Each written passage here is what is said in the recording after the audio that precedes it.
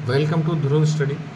आज 16 मार्च है और जानेंगे आज के दिन की घटनाएं, इतिहास की घटनाएं, जॉब, एजुकेशन और करंट अफेयर के बारे में। शुरुआत करते हैं आज के दिन के इतिहास की घटनाओं से। सबसे पहले जानेंगे खानवा का युद्ध। इतिहास में इस युद्ध का बहुत महत्व है। ये 16 मार्च 1527 को लड़ा गया। ये लड़ा गया था बाबर और राणा सांगा के बीच में। 1526 में बाबर ने इब्राहिम लोदी को हराकर दिल्ली और आगरा पर कब्जा कर लिया था, लेकिन उसे पूरे भारत पर नियंत्रण पाने के लिए अन्य शक्तिशाली राजाओं से लड़ना था। मेवाड़ के राजा महाराणा सांगा ने पहले बाबर से मित्रता की, लेकिन बाद में उन्होंने उसे विदेशी आक्रमणकारी मानकर उसके खिलाफ मोर्चा खोल दिया। 16 मार्च 1527 को आगरा से लगभग 35 किलोमीटर दूर स्थित खानवा के गांव में मुगल शासक बाबर और मेवाड़ महाराणा सांगा के बीच एक निर्णायक युद्ध लड़ा गया। महाराणा सांगा के शासन की बात करें तो 1482 से लेकर 1528 तक रहा। 1527 के इस खानवा के युद्ध के बाद महाराणा सांगा टूटे नहीं थे और अपनी सेना को संगठित कर रहे थे, लेकिन उनके ही दरबार के कुछ लोगों ने उनको विष दिया और विष देकर उनकी हत्या कर दी। इस युद्ध के बाद और उनकी हत्या के बाद मुगलों का शासन और अधिक सुदृढ़ हो गया था। आगे बात करेंगे अमृतसर संधि की। इसका भी बहुत महत्व है। इस संधि के बाद में एक नए शासन का जम्मू कश्मीर में नए शासन की स्थापना हुई। प्रथम आंग्ल सिख युद्ध, पहला जो अंग्रेजों और सिखों के बीच युद्ध हुआ 1845 से 1846 तक, उसमें सिखों की हार हुई और लाहौर संधि के तहत सिख साम्राज्य पर भारी जुर्माना लगाया गया, करीब 1.5 करोड़ रुपया, जिसे वह चुका नहीं सके। और इस समय जम्मू के डोगरा शासक गुलाब सिंह ने 75 लाख रुपए देकर जम्मू कश्मीर प्राप्त करने का प्रस्ताव रखा, जिसे ब्रिटिशों ने स्वीकार कर लिया। 16 मार्च 1846 को ब्रिटिश ईस्ट इंडिया कंपनी और जम्मू कश्मीर के राजा गुलाब सिंह के बीच अमृतसर संधि पर हस्ताक्षर हुए। इस नीति के तहत अंग्रेजों ने कश्मीर को सिखों से लेकर गुलाब सिंह को सौंप दिया, जिससे जम्मू कश्मीर रियासत की स्थापना हुई। 1846 की अमृतसर संधि ने कश्मीर के इतिहास में एक नया अध्याय जोड़ा, क्योंकि इस संधि के कारण सिखों से कश्मीर को लेकर डोगरा शासन का आरंभ हुआ। ब्रिटिशों ने सिख साम्राज्य को कमजोर करने के लिए संधि को लागू किया और आगे चलकर 1849 में पंजाब को पूरी तरह से ब्रिटिश साम्राज्य में मिला लिया गया। महाराव होलकर का जन्म 16 मार्च 1693 को हुआ। इंदौर के होलकर वंश के संस्थापक महाराव होलकर का जन्म मराठा साम्राज्य के प्रमुख सरदारों में से एक महाराव ने मालवा क्षेत्र में मराठा शक्ति को स्थापित करने में महत्वपूर्ण भूमिका निभाई। यह है महाराव होलकर। आगे बात करेंगे राष्ट्रीय टीकाकरण दिवस की, जो 16 मार्च को मनाया जाता है। इसके तहत गर्भवती महिलाएं और 5 वर्ष तक के बच्चों को टीकाकरण पर विशेष जोर दिया गया। बात करते हैं इसकी शुरुआत से। ये कोई 1 साल की मेहनत नहीं, ये लंबे समय से ये चलते आ रहे एफर्ट्स हैं। भारत सरकार ने यूनिवर्सल इम्यूनाइजेशन प्रोग्राम UIP 1985 में शुरुआत की, जिसमें पोलियो वैक्सीन भी शामिल थी। 1995 में पहली बार पोलियो उन्मूलन अभियान के तहत ये दिवस मनाया गया। 5 साल से कम उम्र के बच्चों को पोलियो ड्रॉप पिलाने का लक्ष्य रखा गया। बात करें इसके लक्ष्य की तो 2011 में भारत में अंतिम पोलियो का मामला पश्चिम बंगाल में दर्ज किया गया था और 2014 में WHO विश्व स्वास्थ्य संगठन ने भारत को पोलियो मुक्त देश घोषित कर दिया था। भारत को अब क्वेश्चन इस तरह से बन सकता है कि भारत को पोलियो मुक्त देश कब घोषित किया गया था? तो 2014 में। किसने किया? WHO ने। इस दिन सभी नागरिकों को यानी 16 मार्च को राष्ट्रीय टीकाकरण दिवस के तहत खासकर बच्चों, गर्भवती महिलाओं को टीकाकरण के महत्व पर जोर दिया जाता है। सचिन तेंदुलकर, इस शतकों का शतक 16 मार्च 2022 को एक अंतर्राष्ट्रीय रिकॉर्ड सचिन तेंदुलकर ने बनाया था। भारतीय क्रिकेटर तेंदुलकर ने बांग्लादेश के खिलाफ एशिया कप मैच में अपना 100वां अंतर्राष्ट्रीय शतक लगाया, जिसे शतकों का शतक कहा जाता है। ये उपलब्धि क्रिकेट के इतिहास में एक मील का पत्थर है। बात करेंगे जॉब एजुकेशन की। तो जॉब एजुकेशन में चतुर्थ श्रेणी कर्मचारियों के लिए भर्ती निकली हुई है। 52,453 पदों के लिए योग्यता 10वीं पास है। एज लिमिट 40 और अप्लाई करने के लास्ट डेट 19 अप्रैल है। वाहन चालक भर्ती, ड्राइवर की भर्ती निकली हुई है 2,756 पदों पर। एलिजिबिलिटी 8वीं पास से वे ड्राइविंग लाइसेंस होना ज़रूरी है। एज लिमिट 40 साल है और आवेदन की लास्ट से 28 मार्च है। एनएचएम और एमईएस में एमईएस के लिए 13,998 पदों पर भर्ती निकली हुई है। आवेदन की लास्ट डेट 19 मार्च है। लाइब्रेरियन 3rd ग्रेड पे 2,756 पदों पर भर्ती निकली हुई है। एज लिमिट इसकी 40 साल है और अप्लाई की लास्ट डेट 5 मार्च है। असिस्टेंट इंजीनियर के लिए भर्ती निकली हुई है 1,057 पदों पर। एज लिमिट 40 साल और अप्लाई करने की लास्ट डेट 22 सितंबर है। परीक्षा इसकी 28 सितंबर को होगी और इसकी जो एग्ज़ाम कंडक्ट करवाएगा आरपीएससी द्वारा करवाया जाएगा। आवेदन करने से पहले आधिकारिक सूचनाओं को एक बार ध्यान से पढ़ने के बाद ही अप्लाई करें। करंट अफेयर की बात करेंगे। फर्स्ट क्वेश्चन है, हाल ही में राजस्थान के किस शहर में राजस्थान अंतर्राष्ट्रीय महोत्सव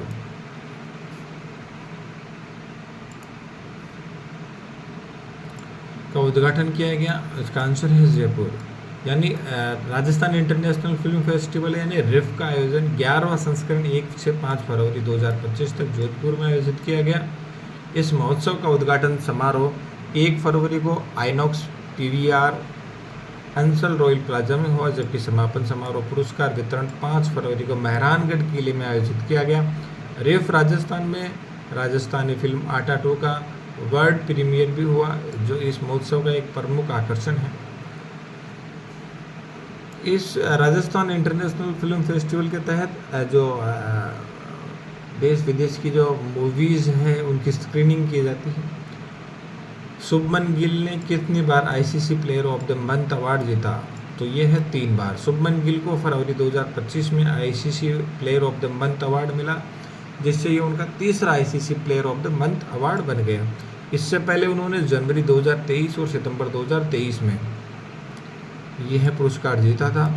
2023 में न्यूजीलैंड के खिलाफ 208 रन बनाकर वह वनडे में दोहरा शतक लगाने वाले सबसे युवा बल्लेबाज बने। शुभमन गिल का जन्म 8 सितंबर 1999 को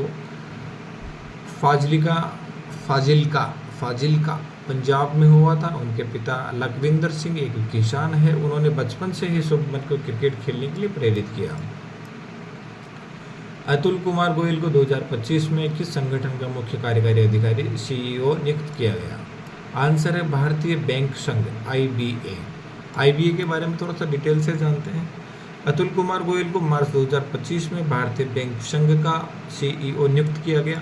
भारतीय बैंक संघ भारतीय बैंकों और वित्तीय संस्थानों का एक प्रतिनिधि संगठन है, जिसकी स्थापना 26 सितंबर 1946 को हुई थी, यानी देश की आज़ादी के साथ ही 1947 को, जिसकी स्थापना 26 सितंबर 1946 को हुई थी,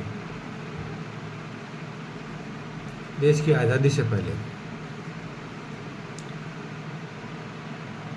आईबीए समय समय पर बैंकिंग उद्योग में सुधार और नई बैंकिंग नीतियों पर सरकार के साथ चर्चा करता है। हाल ही में आईबीए ने एआई आधारित बैंकिंग सेवाओं और हरित बैंकिंग को बढ़ावा देने पर ध्यान केंद्रित किया है। आईबीए के सदस्य भारत में कार्यरत राष्ट्रीयकृत निजी सहकारी विदेशी बैंक और वित्तीय संस्थान होते हैं। इनका नेतृत्व एक अध्यक्ष होता है और कार्यकारी समिति यानी एग्जीक्यूटिव कमेटी कार्य करती है। भारतीय बैंक संघ का मुख्यालय बात करें तो मुंबई के महाराष्ट्र में है। CSMIA को 2024 में ASA यानी एयरपोर्ट सर्विस क्वालिटी अवार्ड में कौन सा खिताब मिला है? CSMIA का मतलब है छत्रपति शिवाजी महाराज अंतर्राष्ट्रीय हवाई अड्डा। इसको एशिया प्रांत का सर्वश्रेष्ठ अड्डा घोषित किया गया है। मुंबई स्थित छत्रपति शिवाजी महाराज अंतर्राष्ट्रीय हवाई अड्डे को लगातार 8वीं बार 40 मिलियन से अधिक यात्रियों की श्रेणी में एशिया प्रशांत का सबसे सर्वश्रेष्ठ अड्डा चुना गया है। ये है छत्रपति शिवाजी हवाई अड्डा, बहुत ही शानदार है। इसमें काफ़ी सारी सुविधाएं हैं, बहुत अच्छी सुविधाएं हैं, हाई टेक्नोलॉजी। छत्रपति शिवाजी महाराज 1630-1680 मराठा साम्राज्य के संस्थापक और भारतीय इतिहास के महान योद्धाओं में से एक थे। उन्होंने मुगल साम्राज्य, आदिल शाही और अंग्रेजों के खिलाफ संघर्ष का एक स्वतंत्र मराठा साम्राज्य की स्थापना की। आदिल शाही सेनापति जो अफजल खान था उसको उसके लिए कहा जाता है कि शिवाजी महाराज को छल से मारने के लिए वह आया था, लेकिन शिवाजी महाराज सतर्क थे उसकी नीतियों के और उसकी कुटिलता के बारे में। मुलाकात के दौरान अफजल ने उन पर हमला किया और गले मिलने के बहाने उनको मारने का प्रयास किया, लेकिन शिवाजी ने बागनक और बिचवा से उनको मार गिराया और उनकी पेट की हथेलियाँ बाहर निकाल ली थी।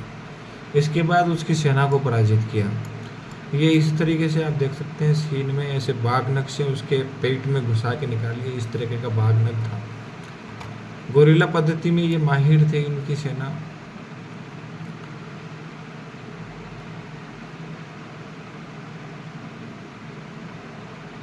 रेक्टोकिल इनिशियल हाइजीन ने 2024 में किस लक्ष्य को प्राप्त किया? कार्बन तटस्थता। इसको समझेंगे। कार्बन तटस्थता का लक्ष्य हासिल किया है, जिसका मतलब है कंपनी ने अपने कुल कार्बन उत्सर्जन को पूरी तरह संतुलित कर लिया है। Rentokil Initial hygiene private limited company Rentokil Initial समूह की एक शाखा है। इसकी स्थापना 1925 में हुई, जिसका मुख्यालय क्रोली इंग्लैंड में है। यह कंपनी 60 से अधिक देशों में अपनी सेवाएं प्रदान करती है और वैश्विक स्तर पर हाइजीन सेवाओं में अग्रणी मानी जाती है। यह company washroom hygiene, hand hygiene, surface hygiene, waste management और एयर केयर जैसी सेवाएं उपलब्ध कराती है। SAIPL और ACI ने किस ट्रेनर एयरक्राफ्ट के निर्माण के लिए साझेदारी की है? तो इस एयरक्राफ्ट का नाम है DF-14NG। इसको थोड़ा सा डिटेल से समझते हैं ताकि लंबे समय तक याद रहे। ऑस्ट्रेलिया की SAIPL यानी शक्ति एयरक्राफ्ट इंडस्ट्री प्राइवेट लिमिटेड और arrow club of India ACI ने भारत में 200 डायमंड DA-40NG ट्रेनर विमानों के निर्माण के लिए साझेदारी की है। यह पहल भारत सरकार की मेक इन इंडिया योजना के तहत देश में पायलट प्रशिक्षण को सशक्त बनाने के उद्देश्य से की गई है। मई 2025 तक 70 विमानों की आपूर्ति करना है, जिसके बाद प्रति वर्ष 100 किसानों के उत्पादन की योजना है। किसानों विमानों के उत्पादन की योजना है। DA-40NG यानी नेक्स्ट जनरेशन, DA यानी डायमंड, 40 यानी इसका जो सीरीज है, NG यानी नेक्स्ट जनरेशन, एक हल्का और 4 सीटर ट्रेनर विमान है। बात करेंगे SCI यानी advertising standards council of India और NSG नेशनल स्टैटिस्टिकल ग्रुप के बीच MOU का मुख्य उद्देश्य क्या है? तो इसका मुख्य उद्देश्य सार्वजनिक क्षेत्र के शासन और क्षमता निर्माण को बढ़ावा देना। इस साझेदारी का मुख्य उद्देश्य सरकारी नीतियों और कार्यक्रमों की प्रभावशीलता को बढ़ाना है। सटीक डेटा के आधार पर नीतियों को अधिक प्रभावी और लक्षित बनाने में सहायता मिलेगी, जिससे सार्वजनिक सेवाओं की गुणवत्ता में सुधार होगा। ASCI एक स्व नियामक संगठन है, जिसकी स्थापना 1985 में भारतीय विज्ञापन उद्योग में नैतिकता और पारदर्शिता बनाए रखने के उद्देश्य से की गई थी, जिसका मुख्य कार्य भ्रामक, अनुचित और गलत विज्ञापनों पर नियंत्रण रखना है। हाल ही में ये डिजिटल मीडिया, जो सोशल मीडिया है, उस पर काफ़ी नज़र बनाए हुए हैं। भारत 2024 में दुबई में प्रत्यक्ष विदेशी निवेश FDI का शीर्ष स्रोत देश कितनी राशि के निवेश के साथ बना है? तो यह है $3.018 मिलियन अमेरिकी डॉलर। भारतीय वायुसेना ने मार्च 2025 में किस झील पर युद्ध प्रशिक्षण आयोजित किया? भारतीय वायुसेना, तो ये झील है, झील का नाम है उमियम झील। अब ये उमियम झील कहाँ पड़ती है? उमियम झील मेघालय की राजधानी शिलांग से लगभग 15 किलोमीटर दूर स्थित एक सुंदर और बिल्कुल कृत्रिम झील है, जो मानव द्वारा बनाई गई है। इसका निर्माण 1960 में उमियम नदी पर एक जल विद्युत परियोजना के तहत किया गया था। नदी पर बांध बनाकर किया गया था। यह झील अपनी सुरम्य प्राकृतिक सुंदरता और साफ नीले पानी के लिए प्रसिद्ध है। यह उमियम झील जो शिलोंग में, मेघालय की राजधानी शिलोंग में है, असम की बॉर्डर पे। ये आप देख सकते हो, ये जो इंडिया का मैप है, ये आपका ये आसाम हो गया, ये मेघालय हो गया और ये शिलोंग हो गया। यहाँ पर उमियम झील है, यानी जो वायुसेना ने है यहाँ पर प्रैक्टिस की थी।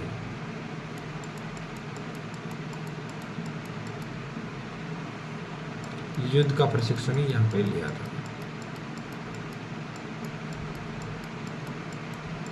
तो आज के लिए इतना ही, कल फिर मिलेंगे नई जानकारी और नए करंट अफेयर के साथ। Okay, good bye.